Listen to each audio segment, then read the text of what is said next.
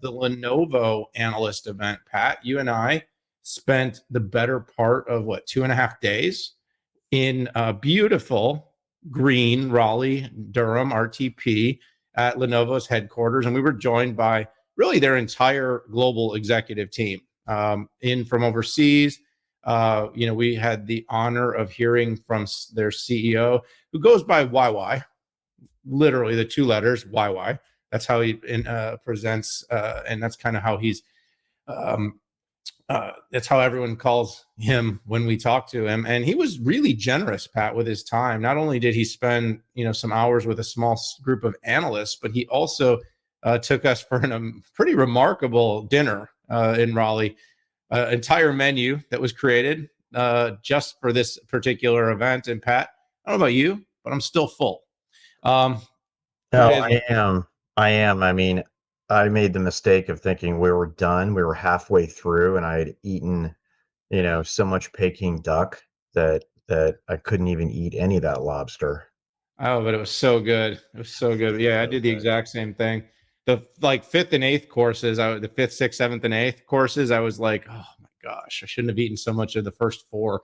But a really great dinner. But that's a small fraction of what we experienced during these few days.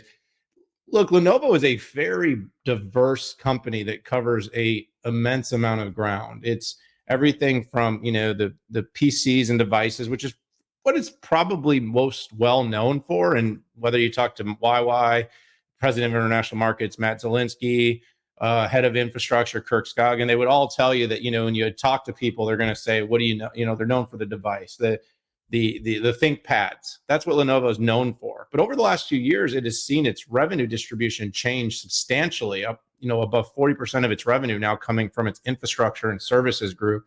And while I really focused on that the company's core PC business is likely turning the corner. You heard him say the market had bottomed. And I think we've been waiting some time to start to hear the chip CEOs and the OEM CEOs say that with some level of confidence. And, he was able to say with some level of confidence that he thinks that we've arrived and that the market recovery is likely going to begin. Now, if you listen to Jerome Powell's Fed speak this week, you would hear he still thinks inflation is high. He's turning the screws on interest rates. And that worries me a little bit. The market took an absolute dive on the comments. And, with higher rates, you would see even lower growth for a lot of companies. But I'm going to stay positive here. The company's infrastructure business has had about 12 quarters in which it's run at a really great clip under Kirk Skaugen's leadership. Strength in storage, strength in server. He did an absolute victory lap of wins that the company had, both partnership wins, ecosystem wins, and customer wins. The company also really leaned into its kind of one Lenovo and its SSG, ISG, IDG strategy. Only about 25% of the company's customers buy more than just the PC, the IDG business. So while the revenues distribution is getting more even, they still have a huge customer swath that are not purchasing across their portfolio. Now, some are consumers, and the consumers will never buy infrastructure, but getting to a bigger set of their enterprise customers with their services and infrastructure is going to be a huge opportunity for the company to grow. And then finally, I'll say this, Pat. I feel like AI was brought up at least a couple of times. And by a couple, I mean a couple of thousand times. It feels like that was the focus. And look, there's this AI continuum right now, and every company's vying for what is our place in the AI world. And, companies like Lenovo and HPC have a lot of provenance and pedigree. They have a lot of history selling GPUs for data center. And these are kind of the AI links. But from a service standpoint, building out like a vertically integrated solution for retail where, you build edge capabilities with AI for, computer vision and machine learning using OEM partnerships, cameras, and integration and software. I thought that was probably one of the interesting ways that they're really getting to AI is through vertically integrating, going out to market with solutions and offering it across the portfolio, saying we can put infrastructure, services, and even devices together to offer a fully integrated AI solution. That's kind of the one Lenovo that I envision. Look, I could go on for hours because, Pat, we had like 25 hours of content, but these are kind of the big things that were on my mind. I'd like to see more and more tie together of the whole portfolio. And of course, I want to see that software data layer addressed a little bit more by Lenovo if they want to be serious about their AI strategy.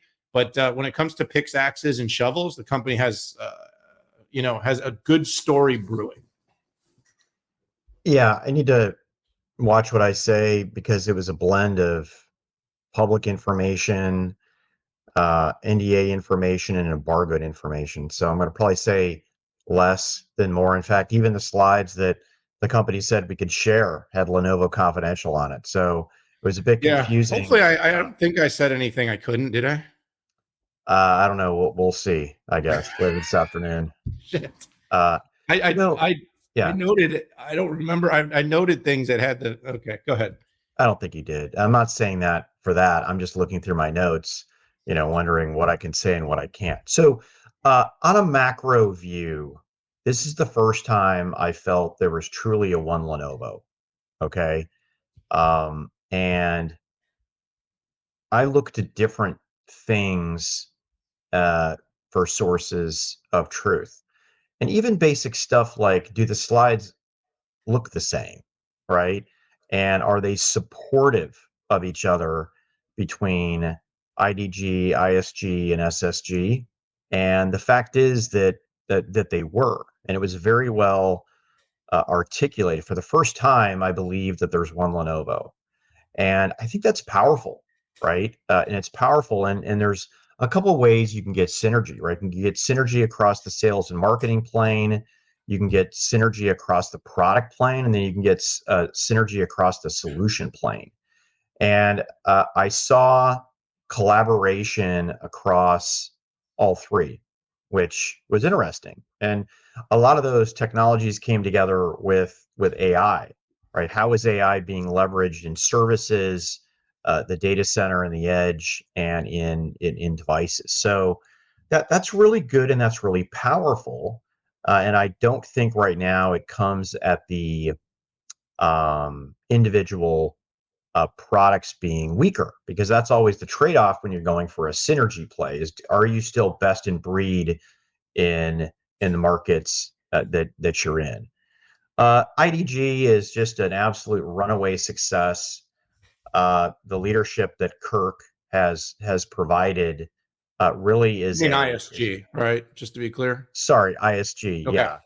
The data center and the data center edge group and the leadership there. I mean, just look at the numbers. I mean, 5x, 10x, getting back to profits. Now, it's not that profitable of a business, but I believe that the company is still in scale mode because it serves the hyperscalers, okay, to get a basis of volume that it could get good commodity prices. But man, I saw some logos that were not, Joe's gas station like you would have seen 5 years ago. These were Fortune 500 healthcare companies, Joe's right? gas station. These were major retailers out there like McDonald's. So they're really making it happen. And then when I look at the devices group, right, you actually have smartphones, consumer devices, and PCs, right? PCs are still rocking it. ThinkPad, Lenovo is still number one, and ThinkPad is still number one in commercial, which is pretty amazing. And they really laid out what they wanted to do and leverage AI that I thought was very clever. I can't go into, they're not just aping what Intel and Qualcomm are doing and AMD. They're coming up with some pretty novel stuff themselves, which you will see soon. And then, on the services side, and by the way, this is another reason why the devices numbers and the data center. Hey, you've got background noise that I keep hearing. Oh, where are you going, buddy? Come on. Oh, okay. Just mute yourself if you got that. But it's because the services profits and revenue are taken in SSG, right? And you don't see that in any other. You don't see that at Dell. You don't see that at HPE. It's an absolute separate division. So the hardware margins are the hardware margins, which is pretty crazy to me. But SSG is on the move too. When it first formed, I was super skeptical because, quite frankly, Lenovo 5 years ago was a hardware company, and going from a hardware company to a services company is really hard. The company made acquisitions. The company completely reorganized, and Ken Wong, I think, has done a fine job up to this point, making inroads into that market. They focus on three specific solutions that they're prioritizing right now: hybrid cloud, AI, and workforce solutions. And those are just low hanging fruit where the company can leverage its primacy in hardware, and then get really good at the as a service offering. So I would say my view of the company took a tick up, if nothing else, on the one Lenovo. I agree with you on the data center AI side. It's something that's missing from their story, right? How are these companies going to connect ERP data, SCM data, CX data? What is Lenovo doing to help that? They're very focused on, I would say, in department type of solutions, which is, how can I do better with the CX data? How can I do better with the ERP data as it relates to generative AI? And to their credit, they've taken all the way to the vertical integrate the vertical side of it, partnering with, I would say, some of the smaller startups that are killing it in fintech, in retail, uh, different verticals like that, warehousing, uh, trans- transportation. So yeah, my view definitely went up. The company, I think, my last comment is the company needs to relook at the way it spends its marketing dollars.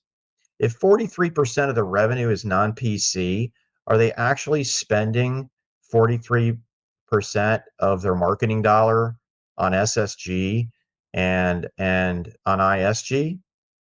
Doesn't seem like it, but I don't have the spreadsheet in front of me, but it doesn't feel like it. All right. And I think that for both your and I's sake, we believe that if you get the momentum in one particular part of the business, like ISG, you want to lean into that, and give our friend Flynn some room to grow, we would say.